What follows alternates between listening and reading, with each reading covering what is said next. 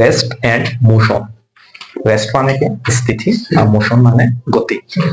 তো এই যে রেস্ট মানে হচ্ছে গিয়ে কোনো একটা অবজেক্ট মনে করো একটা গাছ, এই গাছের সাপেক্ষে এই মুন্না বসে আছে। মুন্নার কোনো মোশন নাই, গাছের কোনো মোশন নাই। এই জিনিসটাকে আমরা ফিজিক্সের ভাষায় রেস্ট মানে স্থিতি।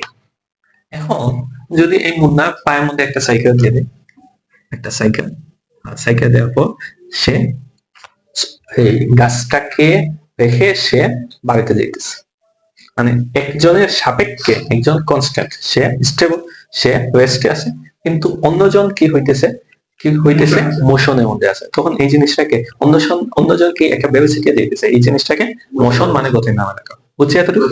আচ্ছা, এখন একটা জিনিস, আমি যাকে রেস্ট পাচ্ছি সে কি আসলে রেস্টে আছে? না, রিলেটিভ রেস্টে আছে, মানে আপেক্ষিক। কিসের জন্য? আমি যে গাছটাকে মনে করছি যে কি স্থির, রেস্ট, সেটা তো অবশ্যই কেন্দ্রে সূর্যকে রেখে পৃথিবীটা ঘুরতেছে। আর পৃথিবী যদি ঘুরে, আর্থটা যদি রোটেট করে, তাহলে গাছটাও তো রোটেট করতেছে। তাহলে এটা হচ্ছে কি আপেক্ষিক রিলেটিভ, এইটা কি না অ্যাবসলিউট না। বুঝছি, এটা আপেক্ষিক স্থিতি, এইটা এই পরম স্থিতি না। তারপর এই জায়গায় বিভিন্ন টাইপের মোশনের ডেফিনেশন আছে। একটা হচ্ছে গিয়ে লিনিয়ার মোশন, আর একটা সার্কুলার মোশন, আর একটা ট্রান্সলেশনাল মোশন, আর একটা পিরিয়ডিক মোশন, আর একটা সিম্পল হারমোনিক মোশন। বিভিন্ন টাইপের মোশন দেয়া আছে। সবার প্রথমে দেয়া আছে লিনিয়ার মোশন। লিনিয়ার মোশনটা কি? আমি একটা বল, একটা ক্রিকেট বল অথবা ফুটবল আমি উপর থেকে ফালাইলাম, সাপোজ এটা আমি উপর থেকে পাঠাইছি, এই জিনিসটা হচ্ছে কি লিনিয়ার মোশন, রৈখিক মোশন, রৈখিক গতি। বুঝছি, এটাকে কি নামে ডাকা হয়? রৈখিক গতি। বুঝছি, এই চ্যাপ্টার তোমার আছে কিন্তু। তারপর হচ্ছে গিয়ে সার্কুলার মোশন। সার্কুলার মোশনটাকে আমরা এক্সাম্পলটা যদি মনে রাখতে পারি, আমরা উদাহরণটা যদি মনে রাখতে পারি, তাহলে এই মনে রাখবে ঘূর্ণন গতি। ঘূর্ণন গতি সার্কুলার মোশনটা কোনটা? সার্কুলার মোশনটা আমরা এইটার সাথে কম্পেয়ার করতে পারি, ওই যে একটা পৃথিবীকে কেন্দ্র করে গ্রহগুলা, প্ল্যানেট গুলা কি করে রোটেট করে, এটাকে আমি কোন মোশন নামে রাখতে পারি? সার্কুলার মোশন নামে রাখতে পারি। হ্যাঁ, মুন। সাপোজ এইটা হচ্ছে কি পৃথিবী, এইটা হচ্ছে কি মুন, এটা চাঁদ, এইটাকে বলতেছে এইভাবে রোটেট করতেছে, তো এইটার নাম কি? Circular motion. তারপর দেয়া আছে ট্রান্সলেশনাল মোশন। ট্রান্সলেশনাল মোশনটা কি স্যার? ট্রান্সলেশনাল মোশনটা হচ্ছে কি একটা কোন অবজেক্ট যদি একটা স্ট্রেট লাইনে যায়,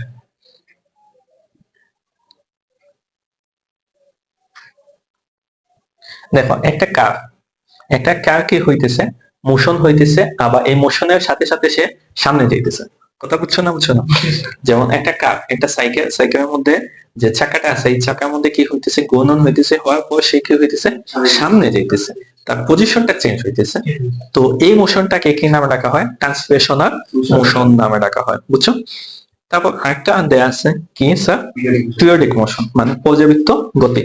তো পর্যাবৃত্ত গতিটা কি, কোনটার সাথে আমরা কম্পেয়ার করতে পারি স্যার?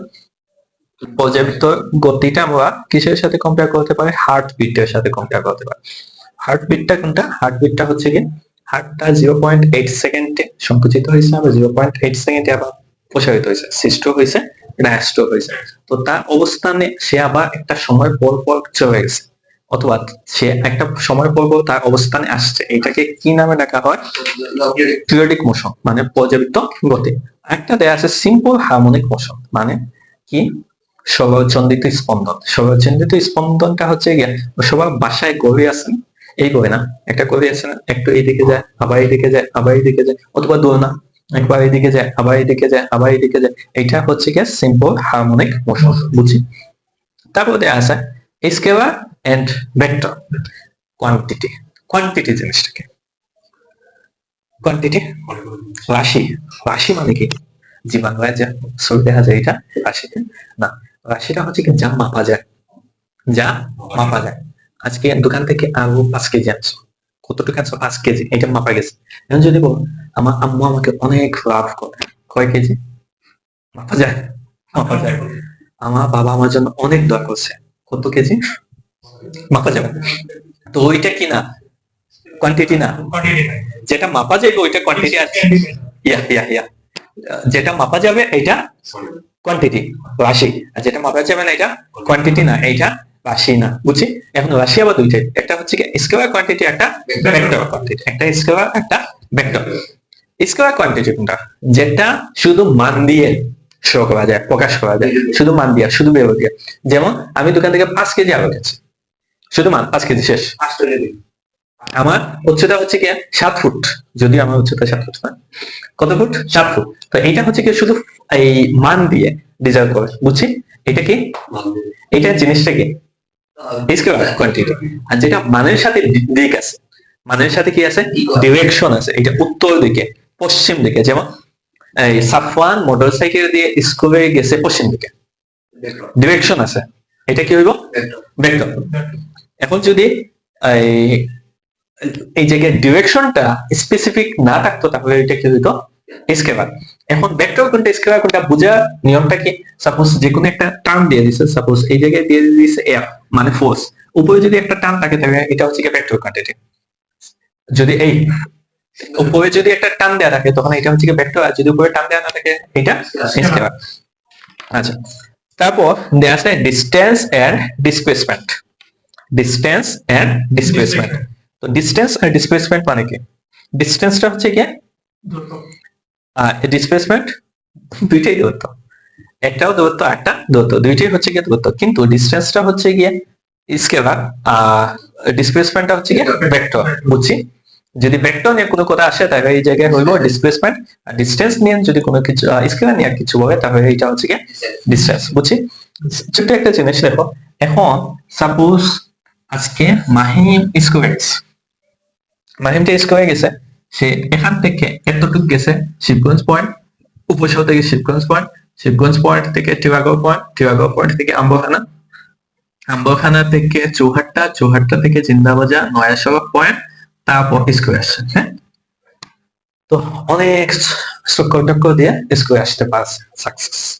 এখন এই জায়গায় যদি আমি ডিসটেন্স মনে করি এটা 2, এইটা 2, এইটা 2, এইটা 2, এইটা 2, এইটা 2, এইটা 2, প্রত্যেকটা যদি পয়েন্ট আমি 2 মনে করি, 2 কিলোমিটার, 1 2 3 4 5 6 7, তাহলে তার ডিসটেন্সটা হইব কত স্যার? 1 2 3 4 5 6 7 মানে 14, 7 গুণে 14। প্রত্যেকটা যদি আমি 2 কিলোমিটার মনে করি 14 কিলোমিটার। বুঝছি? এখন এ আর বি, এখন এই জায়গায় ফাইনাল ডিসটেন্সটা হচ্ছে কি এ থেকে বি তে, মানে বাসা থেকে স্কুলের ওয়েস্ট যে ডিসটেন্স, এটা হচ্ছে গিয়ে কত? 2। এই জিনিসটা হচ্ছে গিয়ে ডিসপ্লেসমেন্ট। বুঝছি না বুঝি নাই? এইটা হচ্ছে গিয়ে ডিসপ্লেসমেন্ট, এটা কত? 2। তাহলে জিনিসটা বুঝছি না বুঝছি না? ডিসটেন্স হয় যদি সবগুলা হিসাব আসবে, কিন্তু ডিসপ্লেসমেন্ট আসে যদি সবগুলা হিসাব আসবে না, শর্ট যে রাস্তা ওইটা আসবে। বুঝছো? স্পিড আর ভেলোসিটি দুইটাই জিনিস। আবার বলি না ওনার মোটরসাইকেলে খুব স্পিড আছে, কোন সময় বলি না তো ওনার মোটরসাইকেল ভেলোসিটি আছে। তো স্পিড আর ভেলোসিটি দুইটাই সেম জিনিস। স্পিড আর ভেলোসিটি মানে কি? আমরা যদি এই জিনিসটা এইভাবে চিন্তা করি যে কোনো অবজেক্টের ডিসটেন্স দূরত্বটা সময়ের সাথে অতিক্রান্ত দূরত্ব কে কি নাম রাখা হয়? বেগ। সময়ের সাথে অতিক্রান্ত দূরত্বকে, সময়ের সাথে একটা স্পেসিফিক টাইমে যে ডিসটেন্স ওভারকাম করে ওইটাকে কি নাম রাখা হয়? ভেলোসিটি। কিন্তু এই জায়গায় স্পেসিফিক ডিরেকশন থাকতে হবে। ভেলোসিটির ক্ষেত্রে ডিরেকশন মানে দিক থাকতে হইব, আর যদি এই জায়গায় স্পিড বলেন দ্রুতি, তখন ওই জায়গায় ডিরেকশনটা ম্যান্ডেটরি না। বুঝছি? তো ভেলোসিটির ক্ষেত্রে এই জায়গায় উপরে একটা টান দিতে হইব, কিসের জন্য? এটা ভেক্টর। স্পিডের ক্ষেত্রে টান দেওয়ার প্রয়োজন নাই, কিসের জন্য? এটা স্কেলার। বুঝছি? যদি প্রশ্নের মধ্যে স্পিড আসুক আর ভেলোসিটি আসুক, ফর্মুলা কিন্তু সেম। ভেক্টরের ক্ষেত্রে উপরে টান, আর ভেক্টর যদি না থাকে উপরে টান আসবে না। বুঝছি? তারপরে আছে এক্সেলারেশন আর ডিসেলারেশন। তো এক্সেলারেশন আর ডিসেলারেশন মানে কি? আমরা ট্রেনে চলছি, ট্রেনে চলার সময় প্রথমে ট্রেনটা খুব আস্তে যায়, তারপর দেখো হুট করে স্পিড বাড়ায়, আবার স্পিড সমান, আবার স্পিড কম। তো স্পিড ভেলোসিটিটা বাড়া, এই জিনিসটাকে এক্সেলারেশন মানে ত্বরণ নামে ডাকা হয়। কি নামে ডাকা হয়? ত্বরণ মানে এক্সেলারেশন। ভেলোসিটি কমাটাকে ডিসেলারেশন নামে ডাকা হয়। বুঝছি? ভেলোসিটি কমাটাকে ডিসেলারেশন। সাপোজ গাড়ির মধ্যে এক্সেলারেশন দিছে, এক্সেলারেট দিছে, স্পিডটা বাড়ছে, আবার ব্রেকে ধরছে কমে গেছে। বুঝছি? ব্রেকে দিলে কমবে, স্পিড দিয়ে যদি বাড়বে। আর যদি সমান থাকে তখন কি হইব? ইউনিফর্ম ভেলোসিটি, ওই জায়গায় কি হইব না, অ্যাক্সেলারেশন হইব না, ডিসেলারেশন হইব না, অ্যাক্সেলারেশন জিরো, এইটা ইউনিফর্ম ভেলোসিটি যাইব, মানে এই জায়গায় সম বেগে যাইব, কিসে যাইব, সম বেগে যাইব। তারপর নিউটনের 4টা ইকুয়েশন দেয়া আছে, 3টা ফর্মুলা দেয়া আছে, ফেরিং বডিজ ফর্মুলা গুলো মেমোরাইজ করবা, ফেরিং বডির ফর্মুলা গুলো দেয়া আছে এই জায়গায়, এটা মেমোরাইজ করবা। ফেরিং বডির ফর্মুলাটা আমি একটু বলে দিই, এই জায়গায় 3টা ফর্মুলা, 3টা ফর্মুলাতে 3টা condition. All object falling from rest, all object falling from rest, এইটা রেস্ট থেকে পড়বে। সেকেন্ড জিনিস হচ্ছে গিয়ে same height without any resistance, মানে 3টা কন্ডিশন। একটা হচ্ছে গিয়ে যে জায়গা থেকে পড়বে ওই জায়গায় রেস্ট হতে হবে, হাইটটা সমান থাকতে হইব, আর উইদাউট এনি রেজিস্ট্যান্স। গ্যালিলিও এই জিনিসটা ইনভেন্ট করছে, আর এটা প্রুভ করছে সায়েন্টিস্ট নিউটন। কোন সায়েন্টিস্ট? Scientist Newton. এটার মধ্যে একটা কাহিনী আছে। সায়েন্টিস্ট গ্যালিলিও কোন শহরে, ইতালির একটা শহর আছে, ওই শহরের মধ্যে একটা টাওয়ার আছে, টাওয়ারটা বাঁকা, এই টাওয়ারটাকে পিজ্জা টাওয়ার নামে ডাকা হয়। কোন টাওয়ার? Pizza tower. সেই জিনিসটা ইনভাইট করার পর সবাইকে ইনভাইট করছে, ইনভাইট করার পর কইছে আপনারা সবাই আমি একটা বড় জিনিস ইনভাইট করছি, এলাকার মানুষ, মন্ত্রী যা আছেন সবাই। হওয়ার বাদে